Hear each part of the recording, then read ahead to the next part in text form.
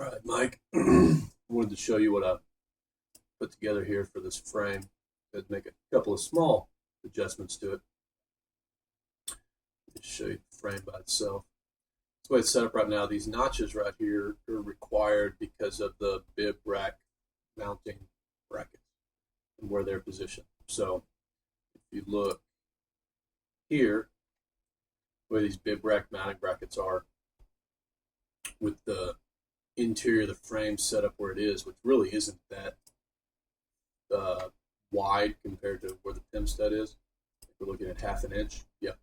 So from the pin stud in all around the frame, we're going half an inch. Well, if you do that here, you run into the bib rack mounting frame both on the bottom here and up on the top.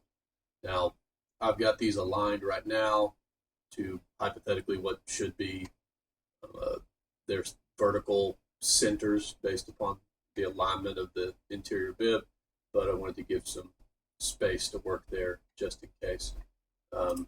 Ultimately, you end up right here with, you're still covering 3/8 of an inch of from the edge of the interior, or the edge of the wall. So I've got it set up that way. From this edge, we'll select from this edge right here to the interior edge, got it set at half an inch.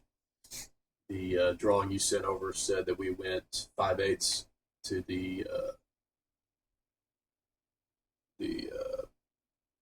rivet. So gives us an 1/8 of an inch before you hit that rivet. And I'm assuming I assumed we measured from this, and that there really wasn't that much opening within the chamber wall. But I think that should get us there. Right now, I've got it made out of 0.06 3/16 stainless, which I believe is 16 gauge. That's the same as these little covers here.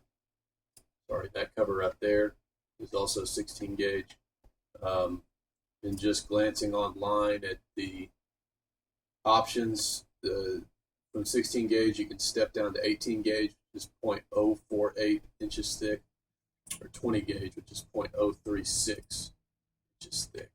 I was trying to stick with the 16 gauge just because this is going to be a fairly large part and fairly flimsy as well, just because of the way it's built with this giant window cut out of it in the middle.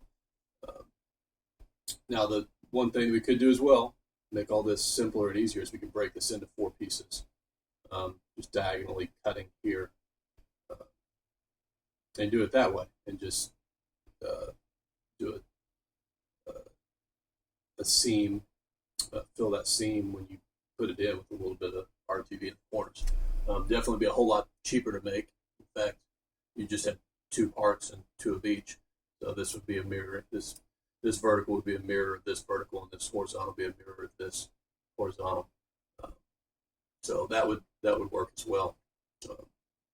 Easier to install. You wouldn't have to worry about the metal being as flimsy. You could probably then step down to a 20 gauge, and I'd be less concerned, since it's just these horizontal and vertical pieces, and you're not trying to keep this large piece that's over 2 feet wide, yeah, almost 3 feet wide, a little over 2 feet tall. So, no, just take a look. Let me know what you think. I can get those drawings turned out